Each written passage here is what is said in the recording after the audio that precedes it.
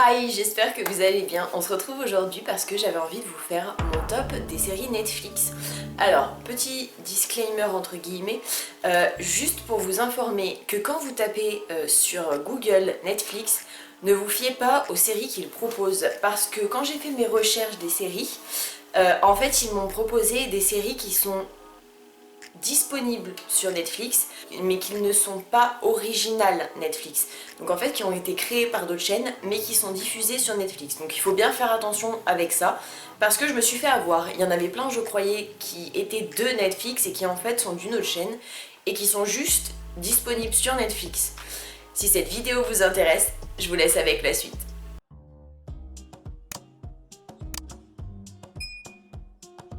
Alors, je vais vous présenter du coup 15 séries Netflix. Par contre, je ne vais pas vous les présenter par rapport à ma préférence à moi, mais par rapport aux années de diffusion, histoire que vous ayez... que ce soit un peu plus neutre, on va dire ça comme ça, parce que personnellement sinon j'en mettrais plusieurs en première position et c'est pas juste, donc je préfère y faire par année. Et donc la première qui est sortie donc en 2017, il s'agit de Iron Fist, qui a 2 saisons à son actif et je ne crois pas qu'il y en ait une troisième de prévue. En fait il s'agit de l'histoire de Danny, qui est un jeune milliardaire, donc ses parents ont une compagnie qui vaut des milliards. Et en fait, ils vont partir, donc Danny et ses parents, dans un voyage, tous les trois en avion, sauf que l'avion va se crasher, que ses parents vont mourir et qu'il va atterrir dans un pays inconnu, où en fait il va être recueilli par des moines dans un monastère à Kunlun. Et en fait, dans ce monastère, il y a une tradition qui veut que la personne la plus puissante, la plus forte mentalement, physiquement et la mieux à même aux arts martiaux et qui combat le mieux, aura le droit, en passant des tests, à avoir l'Iron Fist, qui est ce qu'on appelle un point d'acier. Danny va donc passer tous ces tests et les réussir. Ensuite, il va vouloir retourner à New York pour récupérer l'héritage que ses parents lui ont légué. Le problème, c'est qu'il va devoir prouver son identité à tout le monde. Ce qu'il faut savoir, c'est que la compagnie des parents de Danny ont été co-créé avec une autre famille et en fait c'est cette famille qui a accédé à toutes les parts quand Danny et ses parents sont morts. Le problème c'est que vu que Danny va revenir à New York, il va redemander ses parts de l'entreprise, donc être actionnaire majoritaire, et ça va poser un petit problème aux 2 autres personnes qui dirigent l'entreprise actuellement et on va voir toutes ces péripéties. Ensuite en 2018 il y a la série Insatiable qui est sortie. Donc il y a eu 2 saisons et je ne crois pas qu'il y ait de 3e saison qui soit prévue.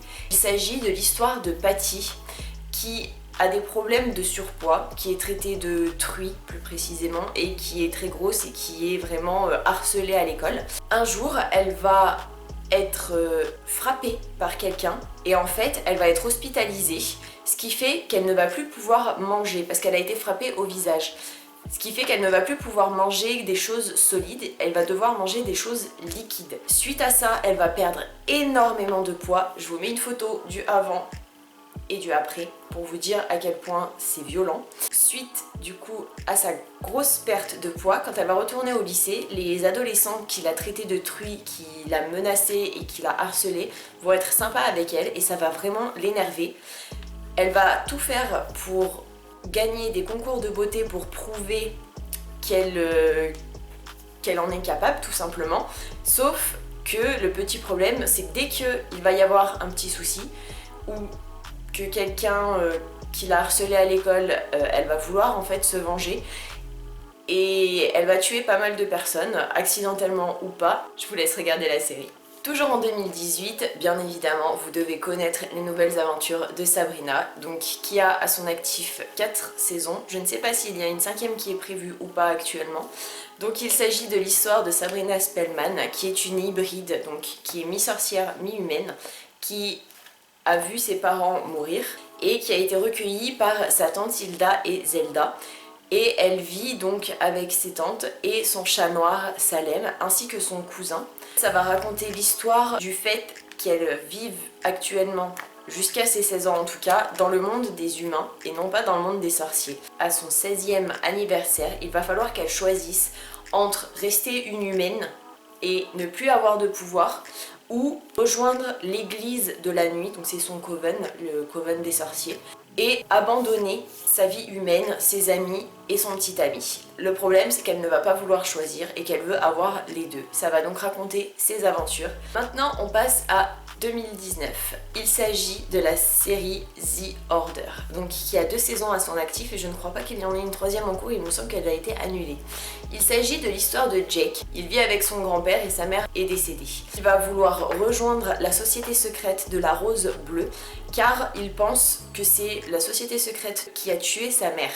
Suite à ça, il va se rendre compte qu'il y a d'autres sociétés secrètes à l'université où il va aller.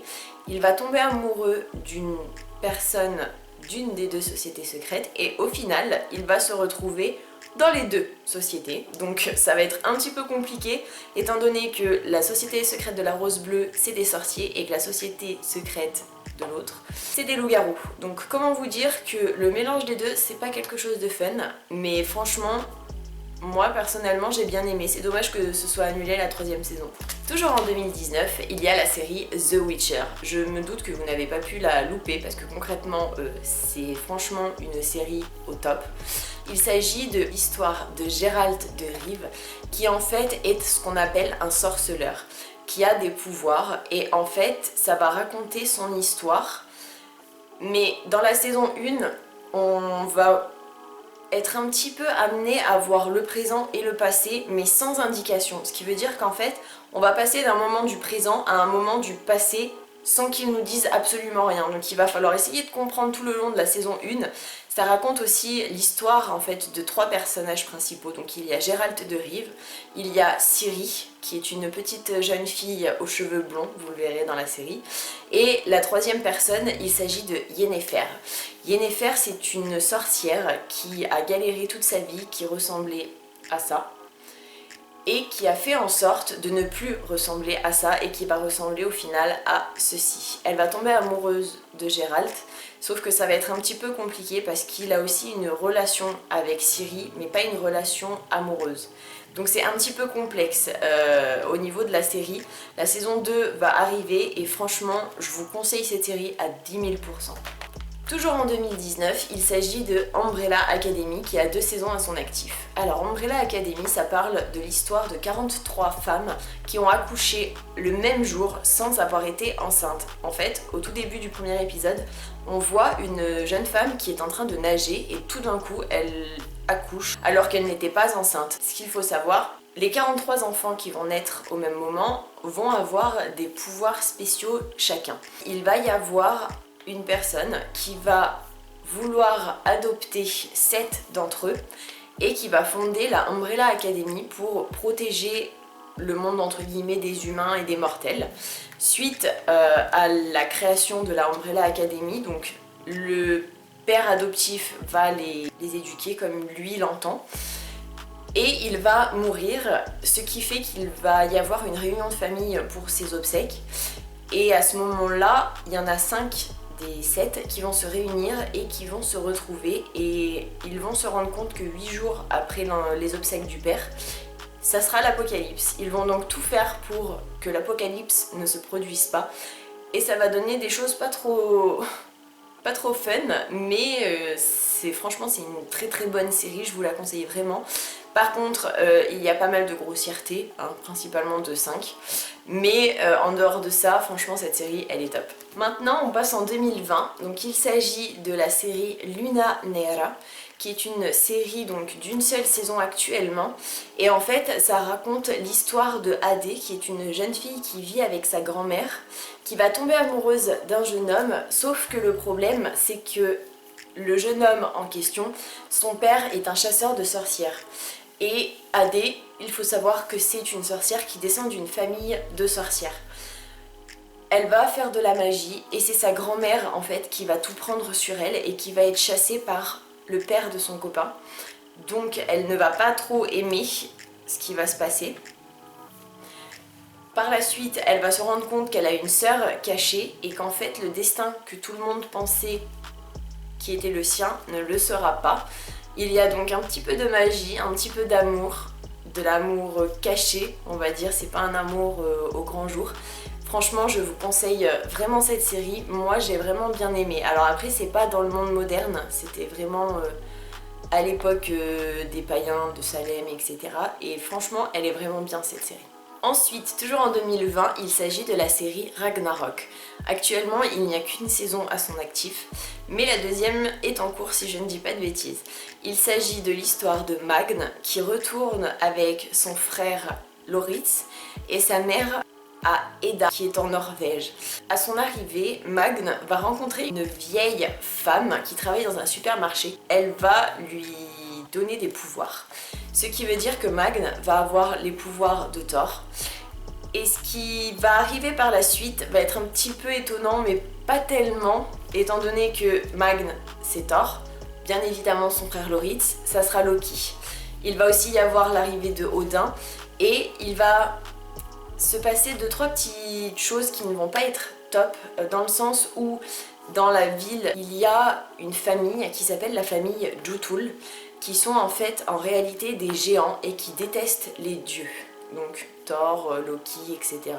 Sachant que ce qu'il faut savoir, c'est que Loki est un hybride, il n'est pas complètement dieu, il est mi-dieu, mi-géant.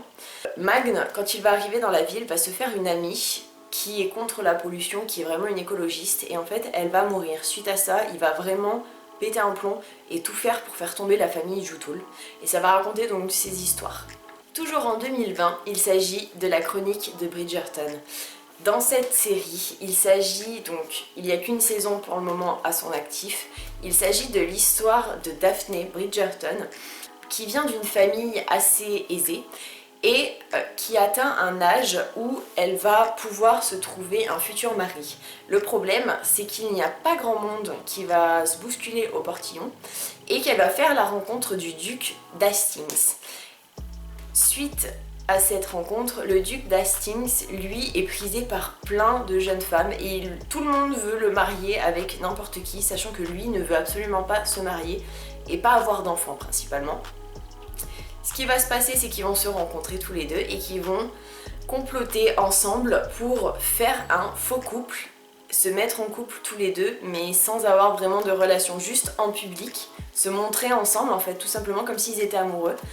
Et au fur et à mesure du temps qui va passer, ils vont vraiment devenir amoureux et il va y avoir plein de petites péripéties comme ceci. Et dans la série, il y a une narratrice qui en fait fait un journal à scandale, mais son identité reste secrète jusqu'à la fin de la première saison. Et à la fin de la première saison, on découvre qui elle est réellement.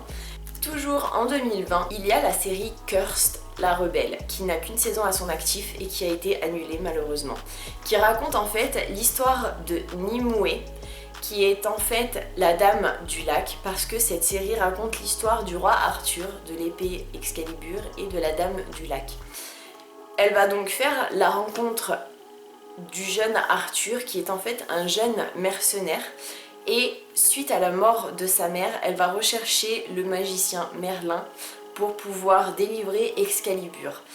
Franchement, cette série est un peu bizarre parce que il va y avoir des choses qui ne sont pas qui sont pas directement liées à la légende du roi Arthur. Il y a eu quelques petites modifications, mais franchement, elle vaut vraiment le coup.